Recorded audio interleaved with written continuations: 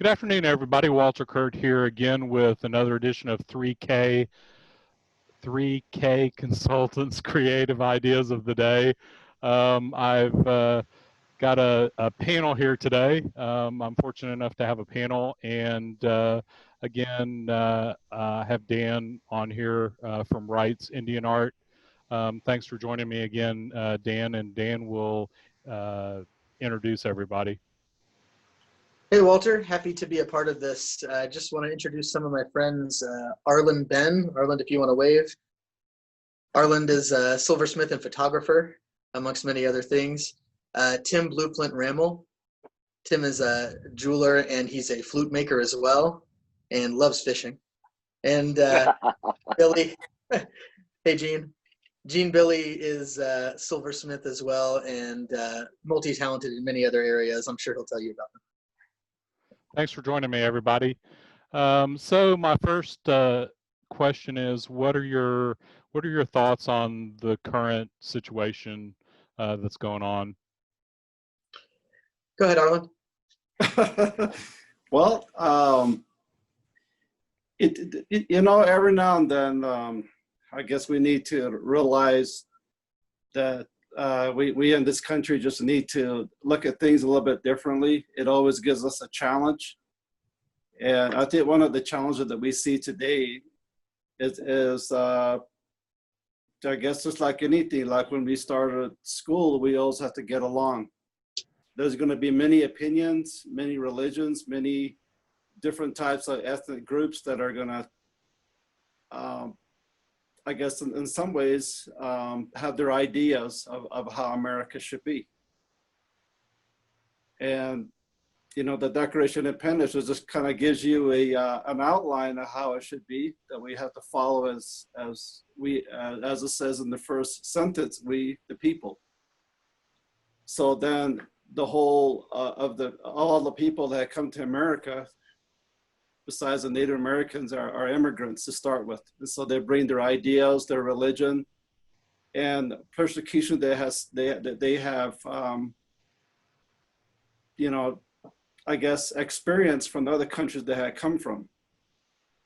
And then when they come to America, it's all differently, all different for them, because now they get here with different view of America than what it was in, let's say, in their country, how it was. Now there's rules, now there's different ways of living, and now there's a different way of educating your children than what it was before. So after all that they have gone through, now, let's say 20 or 30 years down the line, they have grandchildren, and now their children are now Americans. And now at this time, it's kind of like the frustration for them that what America should be. But then the people that are born here in America look at the immigrants differently. It's kind of like, well, especially the immigrants have been here only 10 years, 5 years. They get persecuted because of that, just the way their religion was, or the way that they look and the way that they dress. I remember, for me, when I started school, I didn't even though I'm Native American, I was born in this country. My lineage was here probably before Columbus, before even the Vikings came. And at the same time, I did not even speak a word of English, none. My first word was Dene. And then later on, we're named Navajo, so forth, with the different American names, but originally we stuck with Dene, means the people. So from there on, I had to learn a new language. And I know exactly how the immigrants feel when they come to America, where they have to learn a new language, a new, different religion that they are sometimes forced upon. That sometimes they bring their own religion, and it's not appreciated or given any thought. by the Americans that are living here already. So as my life continued from when I was younger, I had to learn English. I had to learn a new type of way of living, aside from what was traditionally brought up to me. And I think right now, the way we see America today, it's really difficult to separate everybody, which we shouldn't.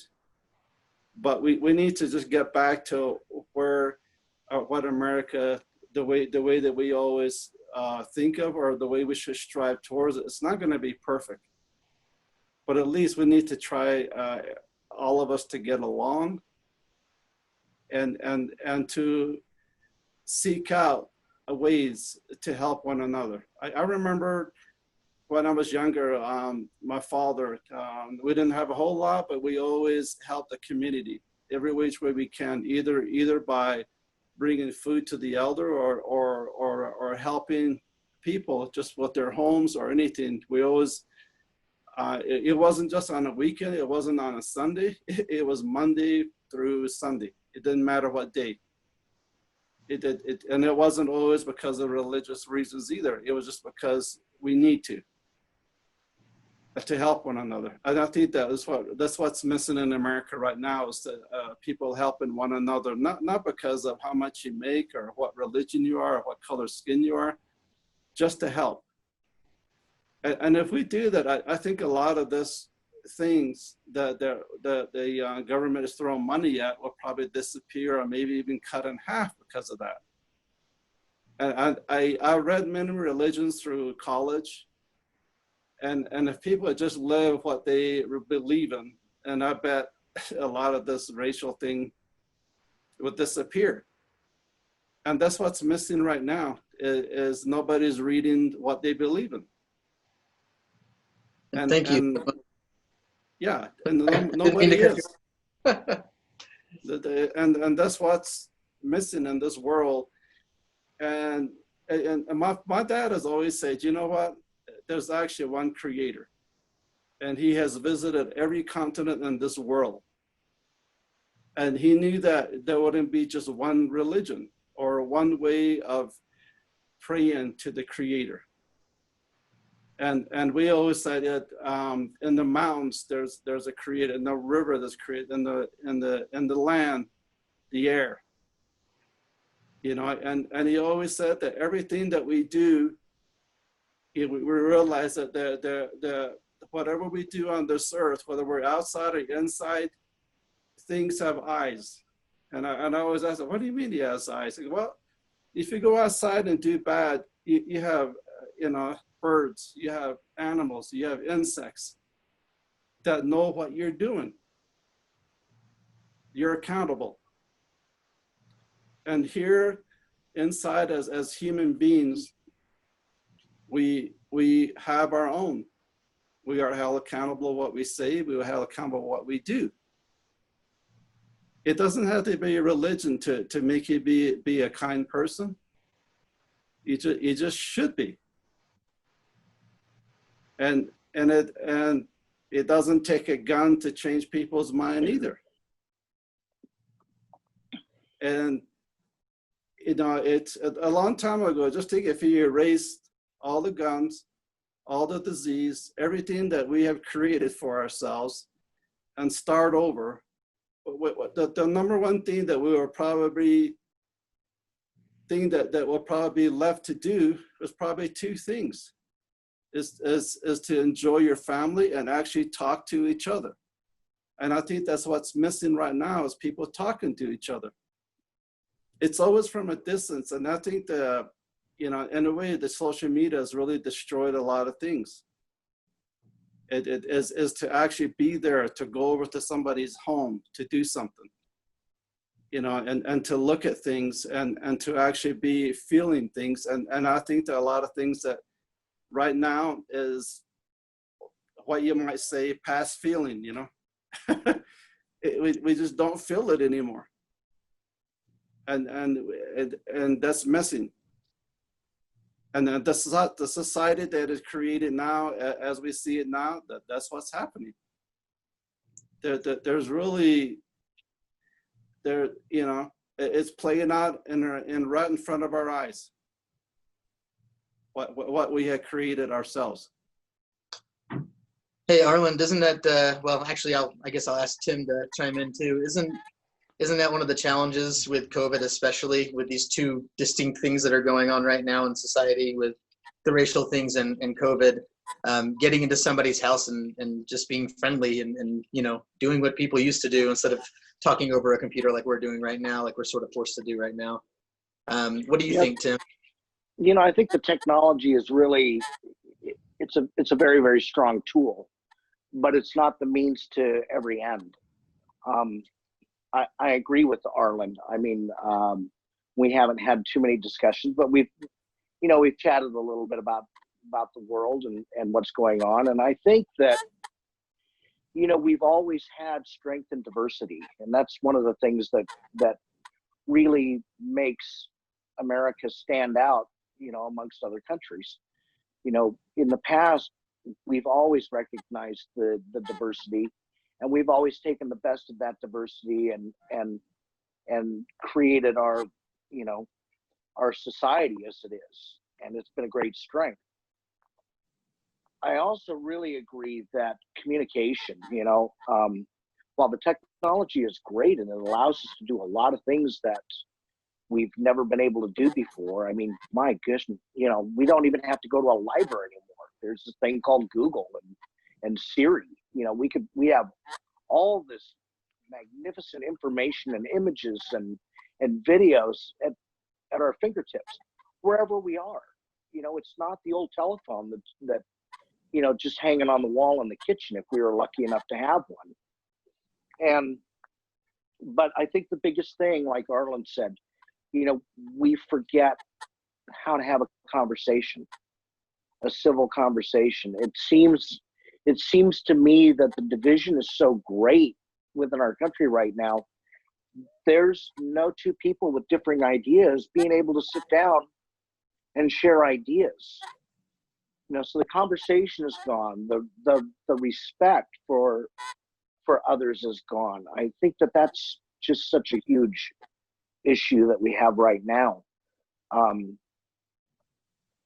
I grew up, I did not grow up, on the reservation. My father was in the Marines and for 22 and a half years, and he served 5 combat tours. And so we moved around quite a bit when I was young.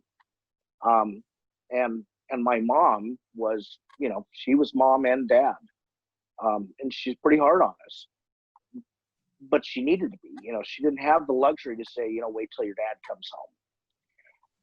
And I think that we see that a lot now, even expanded more greatly in single parent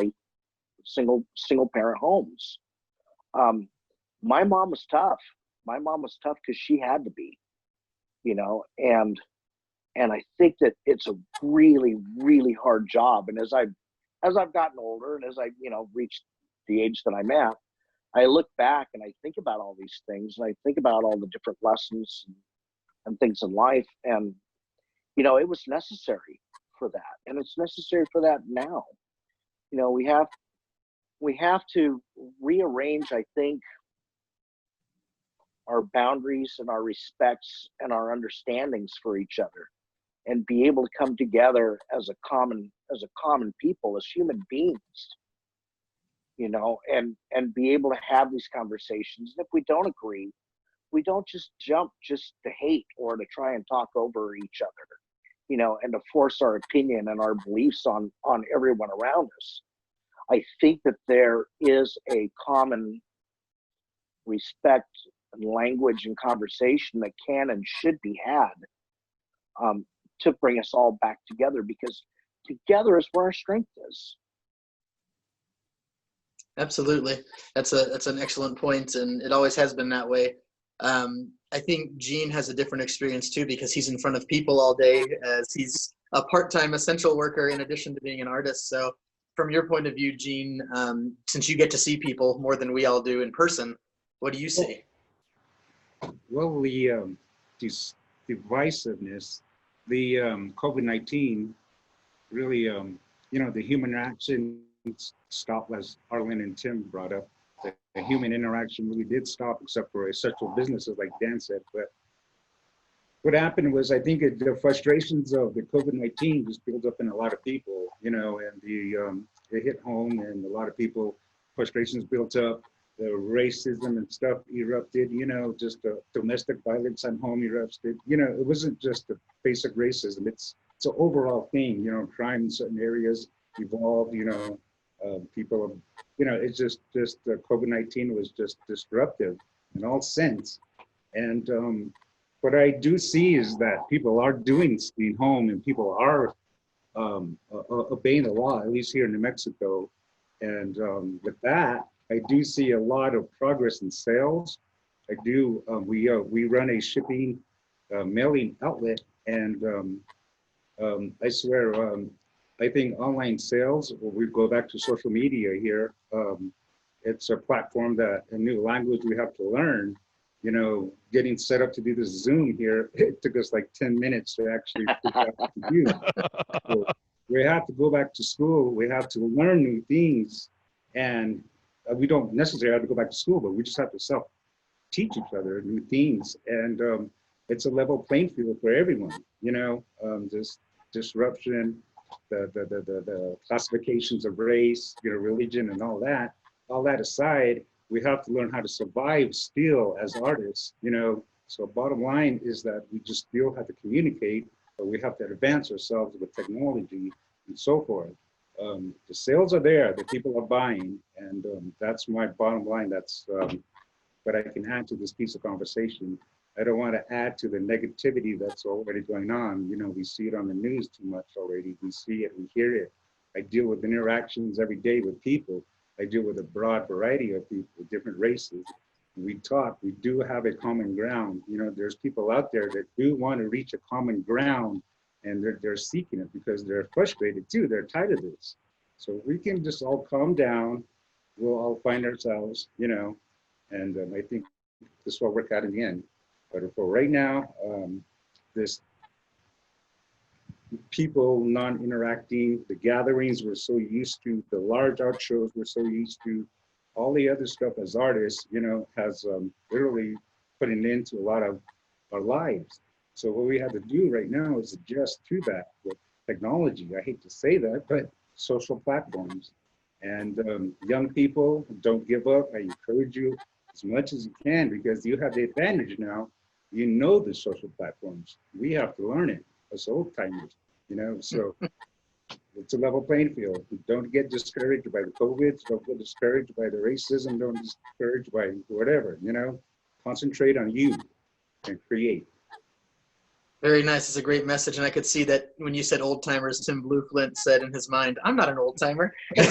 Oh no, I'm well aware. Every morning when my feet hit the floor. That's right. Well, look, I'm gonna get back to I see some young jewelers, and I'm an old timer. I'll get it back to Walter. We have maybe 7 or 8 minutes left, so we'll do sort of a lightning round on the next couple of questions. So everybody, Exactly. Good, concise answer that helps us move forward through the questions so we can get to it all. But thank you all for such thoughtful and deep answers, because this is the kind of things that we need to talk about. So it means a lot that we can, you know, hear this from other people that not everybody knows themselves. So nice, nice set of answers and nice thoughtfulness in them. So go ahead, Walter. I'll give it back to you. So the second question, and just one thing, what have you done to kind of work through this situation? Just maybe just one real quick tip that you personally have utilized to get through these times. All right, we'll start with Tim on this one. Well, I mean, really, you know, the COVID, because like a lot of artists, you know, my studios are at home, hasn't really changed my day to day. The thing that it's changed is my traveling for shows and what have you. But what I've been doing to try and move forward and move through this in a new way is I've been having conversations with other artists, gallery owners, museums, Dan and I have spent an awful lot of time on the phone talking about the current climate and where we expect it to go. And what I've come to realize is that we really don't know where this is going. So what we've got to do is we've got to make an educated guess, and then we have to be observant enough and flexible enough to be able to make adjustments on the way. But Gina's right. You know, business is good. Business is out there. Sales are out there. There's a way through this. You know, and we just have to be a little more inventive, a little more creative, and we have to reach out. We have to reach out, and we have to be reachable. All true. And we're going to do one more on this question, then the next question, the next person will start it. So I'll go to Gene on this question as well. Well, fortunately, I've been in business for quite a while, old timer. I've established quite a relationship with collectors, and through this COVID, I've been fortunately still making orders and completing orders.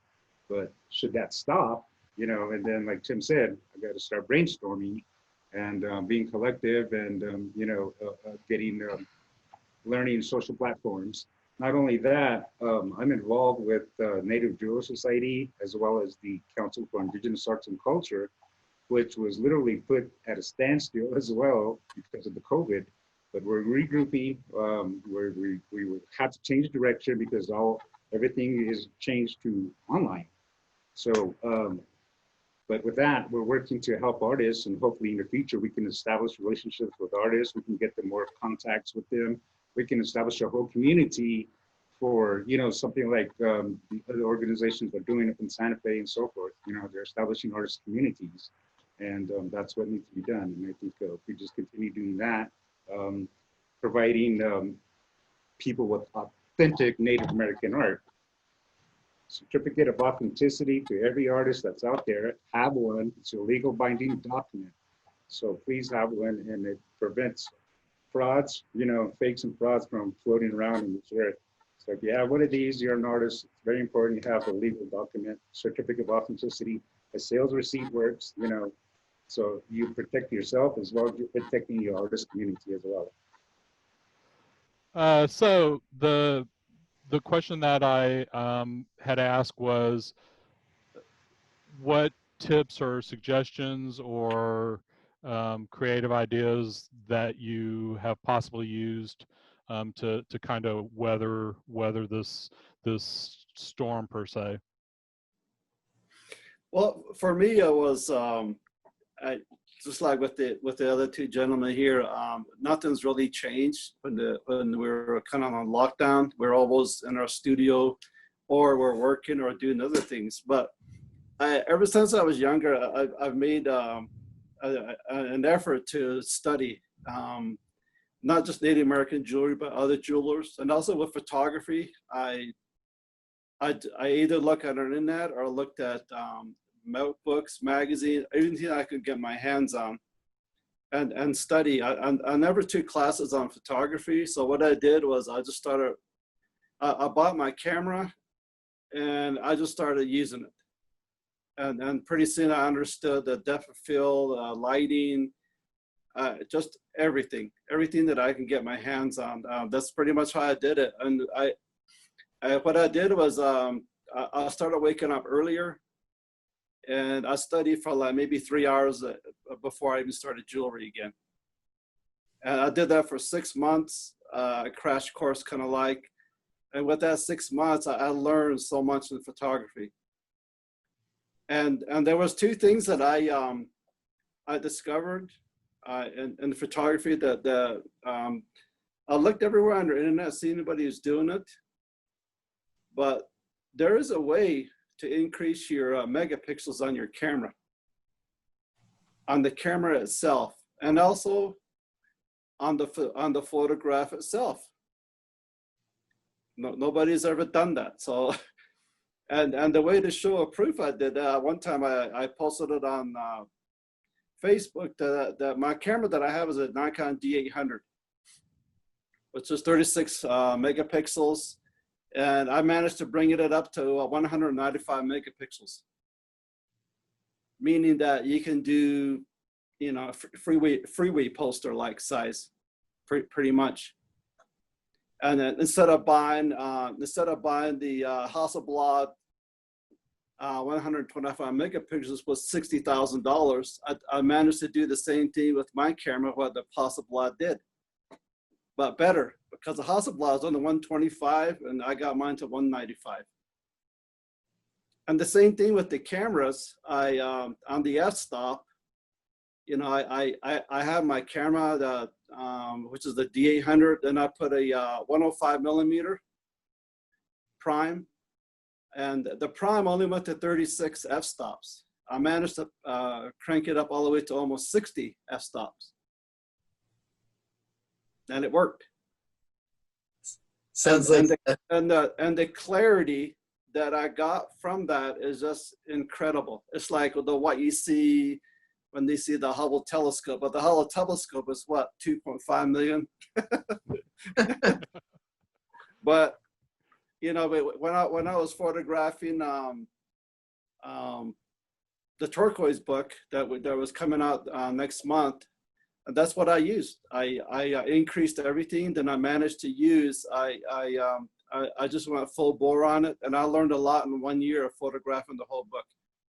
And I found out that you don't need the big fancy strobes that everybody's trying to do to you. You can use a flashlight and just get a good photograph of a yellow or a green photograph of turquoise.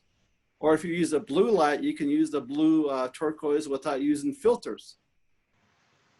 It's just managing the speed. That's all it is. And also the lighting on it. And when I first started photographing the turquoise, I thought you had to have this big old, you know, strobe system, you know, $2,200 plus this, you know. At the end, I came out with just using my flashlight. And it produced one of the most incredible photographs you'll see, which, and that new turquoise book is coming out next month. You'll see what I mean. And also I increased my my megapixels on that without buying a $60,000 camera. So, and also to jewelry, I did the same thing. I study every day, and I try to learn something every day. That's why when you see my jewelry on Facebook, it's always different, because I try to strive to do things differently every day, whether it's traditional, contemporary, or just something that's very detailed. And I don't cast anything, so there's a lot of filing, a lot of things that are different. And I also taught myself how to set diamonds and everything else. And you know, every once in a while, just to take a break, I would go weld something, you know. So I bought this huge SA200 Lincoln welder, the pipe welder, just to keep me busy. And then I go back to work and appreciate it. I'm so glad I'm not a welder outside, you know. So that $60,000 you saved, you bought a welder for it.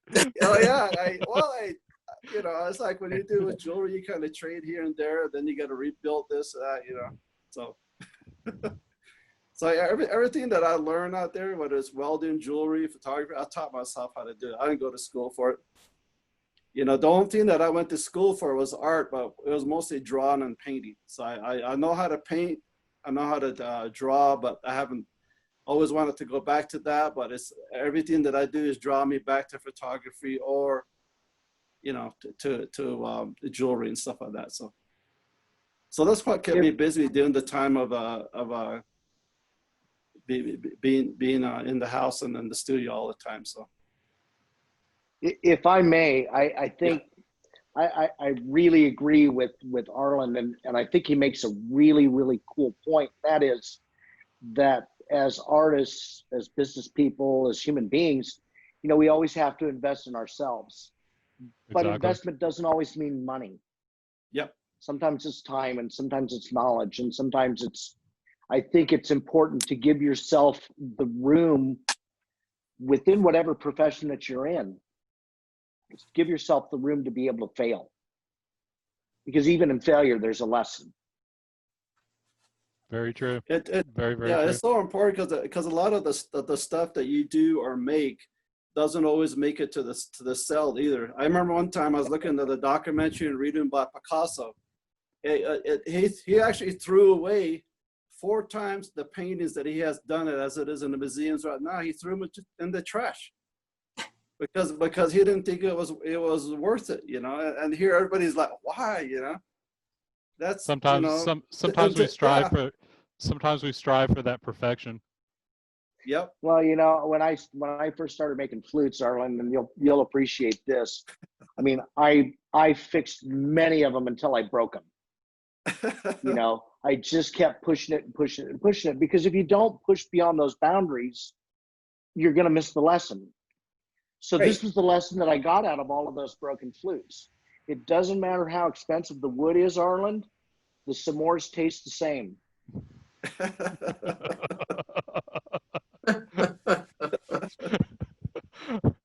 So my final question is, and this can be either professionally or personal, what do you see the future going forward, once we, I guess specifically once we come out of COVID, and who knows when that's going to be? What do you think, Gene? Well, I still think that social distancing is still going to be major involvement for a long time, because a lot of people are still afraid to, you know, interact. And again, we're going to have to fall back on technology. And I think that, you know, just relearning technology, communications, community, you know, a lot of networking.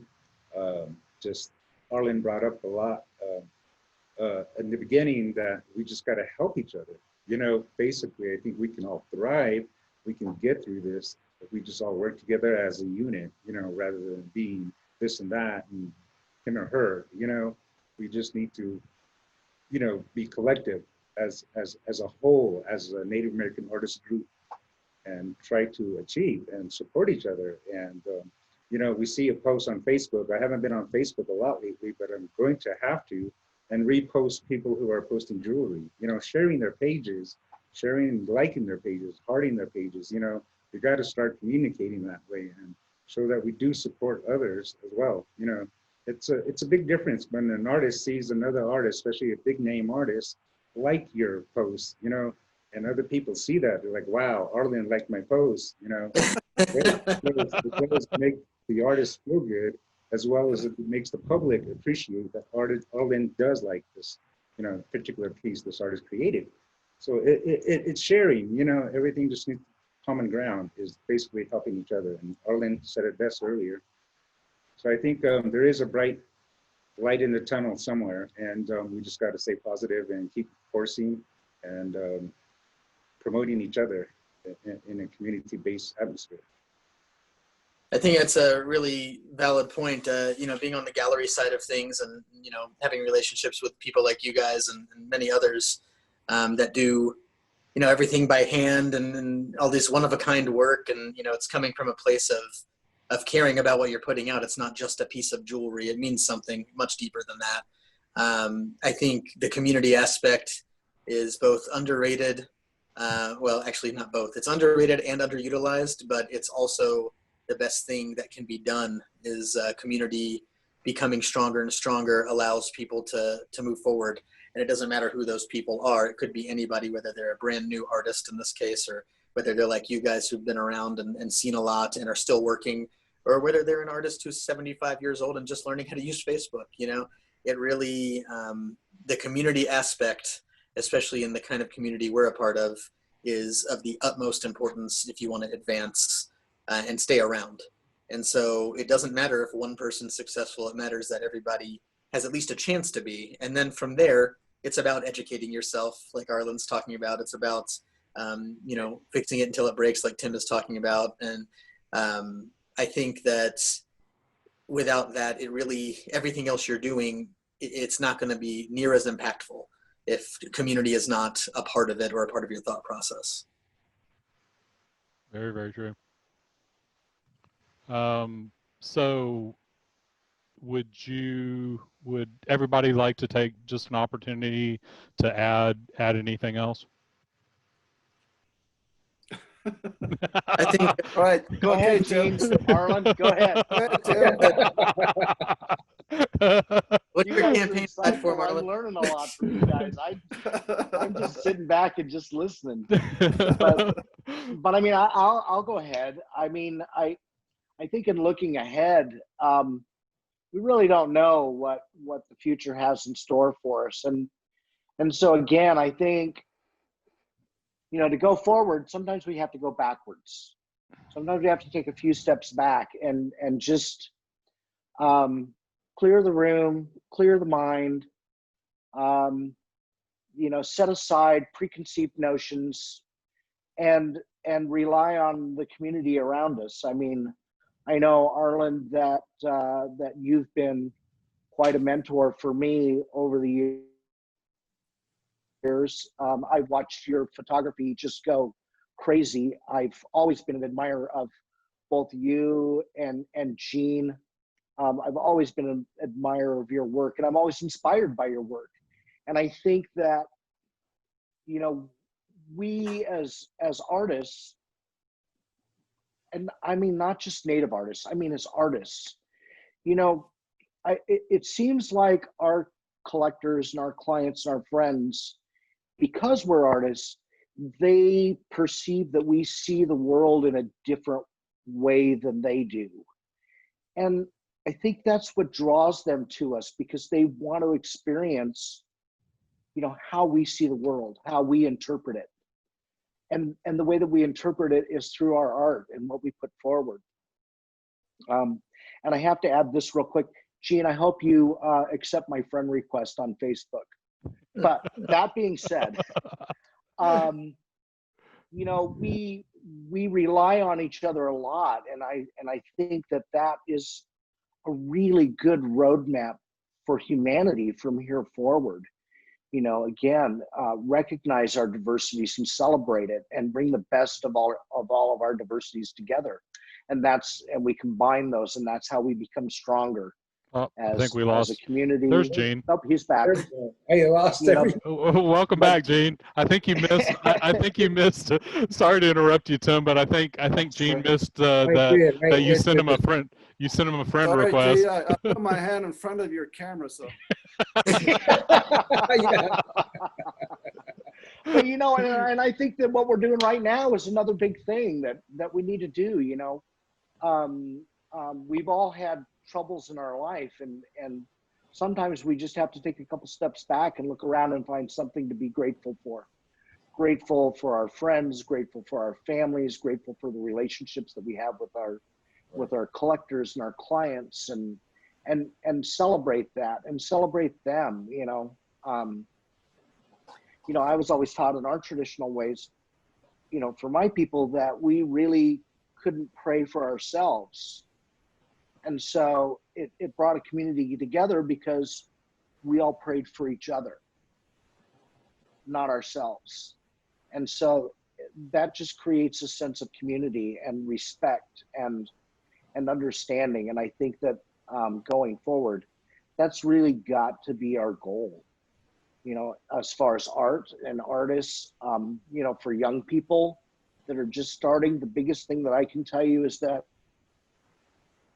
I noticed a huge shift in my paradigm as far as art when I stopped worrying about the sale today, you know, and nurtured today for tomorrow, you know, and not going from sale to sale to sale to sale.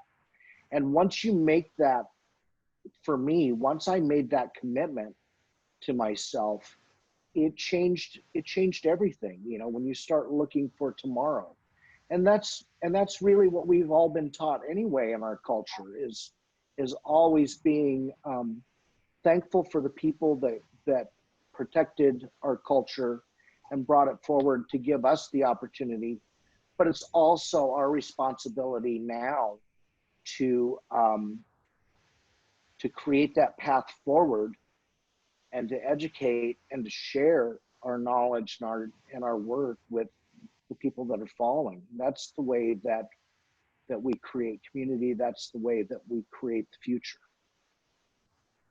And that's really, really good advice, and very wise words. I look at my industry that I've been a part of for 29 plus years, and I look at it, having been in it for this long, I look at it as a partnership. And with partnerships, it builds community. And with community, it builds even wider circle. So I can relate a lot in what you're saying.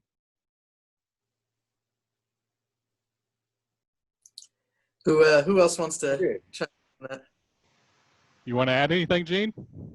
Well, I like to say that, again, I'm a force that it's very important, going back to Native American arts, that we might have to, or we are going to have to go to rely on online sales and protect yourselves. You know, this is to the customers, this is to collectors out there. Protect yourselves from online sales. There's still a lot of fakes and frauds that are floating around out there. The Council for Indigenous Arts and Culture was designed by the late Tony Araccio, and it brought a community fighting against the fakes and frauds, but it was down at a gathering level to where we interact with people on a one-on-one basis. We attended art shows, we did museum presentations, we did gallery presentations, we booked events on our own to, you know, to educate the public about the fakes and frauds in the jewelry industry. But it's still going on in the on eBay a lot, and so just protect yourselves, buy directly from artists if you can, or respectable galleries like Wright's gallery there, and you know, just be aware and know what you're buying for, because a lot of artists are going to be relying on you, the customers, to sustain our ability to create. You know, the fakes and frauds are still taking food off our table, and it's bigger situation than we can ever imagine now because of the online sales. So let's all work together, and I think the bottom line here and what we've got to was a community-based oriented relationship between all artists, you know, and I think that we've just a short time, you know, a lot of common ground was accomplished. Imagine what can happen within a week's time or a month's time of more collective artists coming together. You know, this could be a major movement, actually. So that's what I see in the future. What you got, Arland? Well, maybe just a 30-second thing on the race thing. I remember when I was younger, I used to sit in on some of the ceremonies, and this older generation was one thing that really stuck to me is what they said was, you know, there's no sense of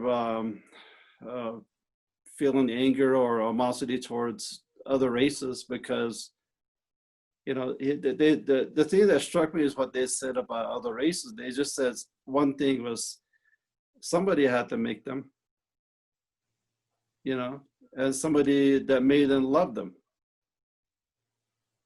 But, you know, and the other thing too is that any type of racism is taught.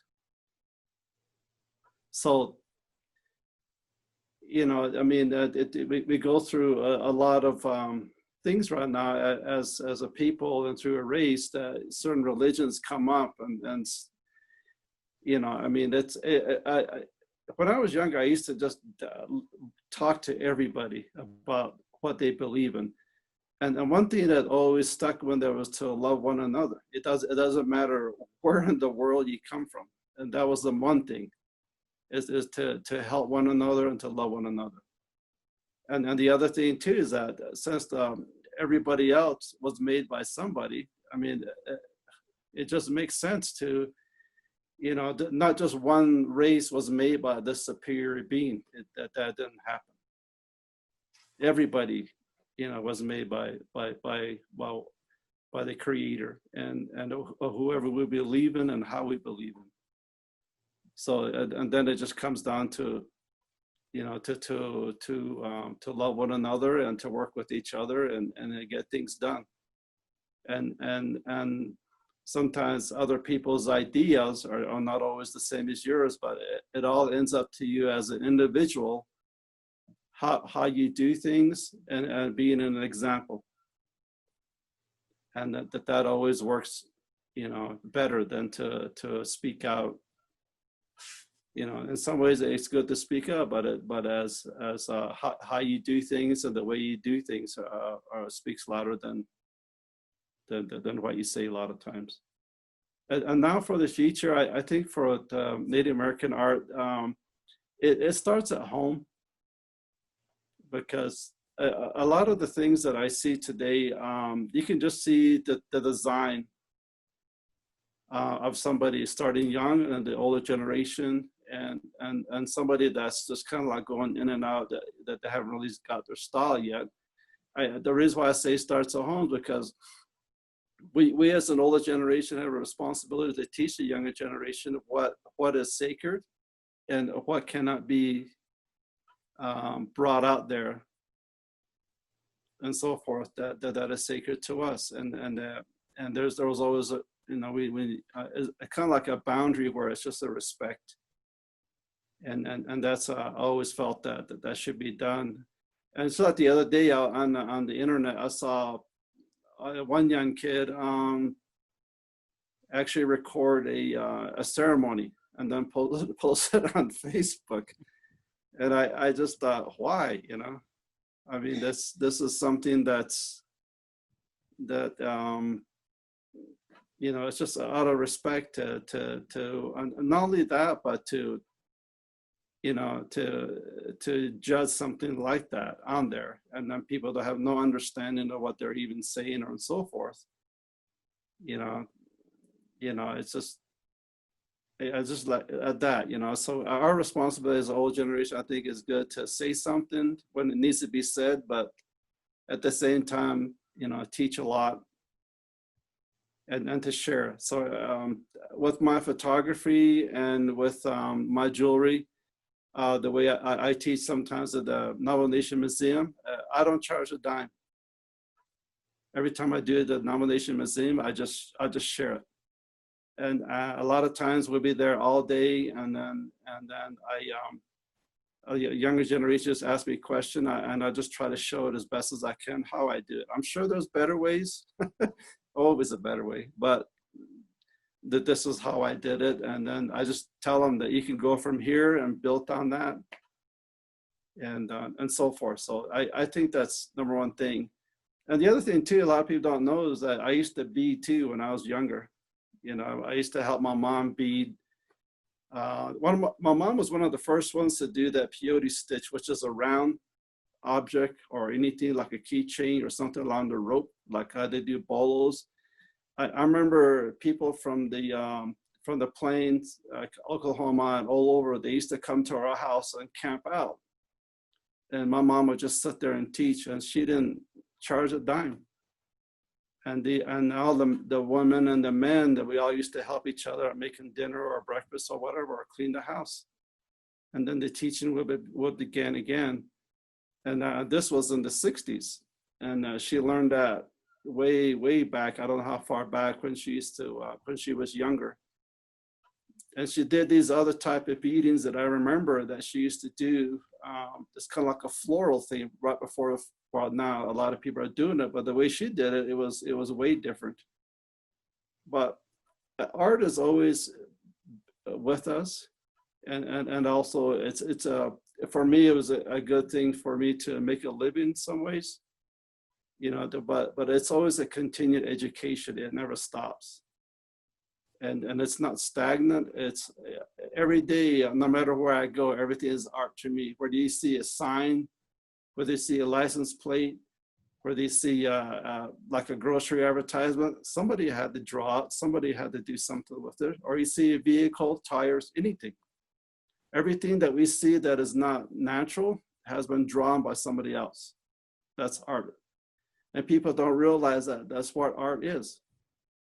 Every day, no matter going to the city, we go out in the country, we see art. Somebody had to draw it, somebody had to develop it. So even a toothbrush, somebody had to draw it. you know, and the way it's designed, everything that we see, even if we look at our background, you know, see these lights up here, you know, the way the colors are and everything, you know, that's art. And it's not just what we have on our wrists, it's not what we have on our walls, you know. So even if you sit in your vehicle today going home, look at the dashboard, you know, that somebody had to draw it. You know, so it's not really just, you know, we see on our walls in a museum. Very, very true. You know, so some of the best art you ever see, it might be a Lamborghini or Ferrari or you know, or Ford Shelby down the road. That's art. That's moving art, you know. But if somebody's driving it. So even the other day I was looking at the rocket launch. I look at that rocket. It's like from the sense that Apollo 11 to here. I go, boy, those rockets look cool, you know. Same thing, you know. I mean, it's something. You know, and I like the main thing that I really look at was I remember when the astronauts landed on the moon and look at their helmets. Now look at their helmets today. You know, I mean, it's so much different than the way things are. And you know, I look forward to the future of Native American art. I mean, there's so many great things that are going to be done. You know, by Native artists and other artists that we look at throughout the world too. I look and be fascinated by what other people have done, not just jewelry and painting, but also metal art, you know, and different sculptures. I'm always fascinated by anything. You know, and I guess that's it right now. Okay, Dan? Yeah, just enjoyed this conversation, and it's Very been much nice so. how everybody's looking at the current times, but the future as well. And I can say that there's there's a lot that can be done always. Nothing is done ever. So whatever you do to move forward as a person, or for your family, or for your art, or whatever it is you do in your life, I think one of the keys is moving forward always, and not just sitting around and saying it'll come to me, and it'll find me. Be a productive member of your community, whatever your communities are. Be productive within those communities, help other people. Those are all basic tenets of regular life. It's nothing new. It's nothing that's shocking to think about or hard to do. It's just a mindset of deciding that that's how you're going to live and that's how you're going to exist. And if more and more people do that, it always will lead to different and better results and more growth and better communities. And that's just a bottom line. It's just a fact. So I think if you wake up every day with some purpose as to what you're doing and how you're living, then you have a chance to do more than you did before. And if we do that, then we can, you know, go by that famous quote of being the change that you want to see in the world. Well, you can. You really, truly can every day, any day, with your friends, by yourself, with your family. Doesn't matter. You can decide that that's what you want to do, and then you can do it. So, you know, that's for the future. That those things have to happen all the time anyways for humanity to move forward. But I think it's really pertinent now where people are stuck at home or feel like they're stuck at home. Even if they get outside, they still feel like they've been stuck at home all the time. So it's really different, you know, except for these guys who are working their studios all the time. It's just the same. Exactly. But yeah, I believe that you do have to, you know, now's the time to innovate. Now's the time to make decisions. Now's the time to do something you haven't tried yet, because what else are you doing? So Exactly. get it done. Well, it's always good to get out once in a while, you know. Yeah. True. Very, very true. Well, I want to thank you very much, Dan, for getting all of these fine gentlemen together. I've thoroughly enjoyed speaking with all of you, and I hope things get up and moving here fairly quickly. And as I always say at the end of these wonderful interviews and meetings, love, kindness, and stay safe. Well, I have Absolutely. a question for you. Sure. Okay. What do you like in Native American art? You know, do you like paintings, you like the rugs, you like the jewelry, sculpture? I like kachinas. I like jewelry, sand paintings, Come on, flutes. Come on, flutes.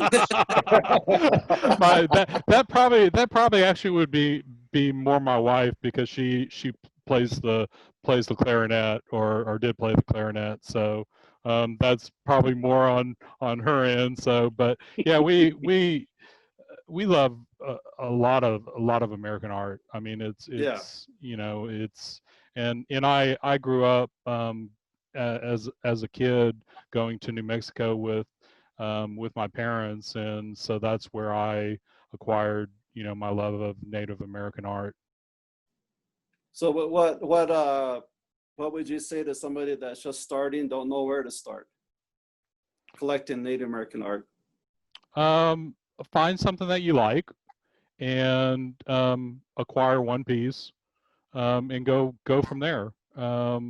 It's not necessarily that you have to collect, you know, uh, hundreds and hundreds of pieces.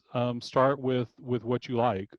And that's what I do. When people ask me what I collect, it's I have collections of all sorts of things. And I don't collect it necessarily for monetary value. I collect it because I like it. And it has some type of meaning to me, in one way, shape, or form. So that's the thing. Some people collect things because they go, well, it's going to be worth this much money down the road. But for me, it's not about that. It's what I like, and if I like it, I want it, and I'd like to have it. So um, that's the way I look at things. The first time when you ever heard Native Americans speak their language, when was that in your life? Probably when I was like 9-ish to 12-ish, probably.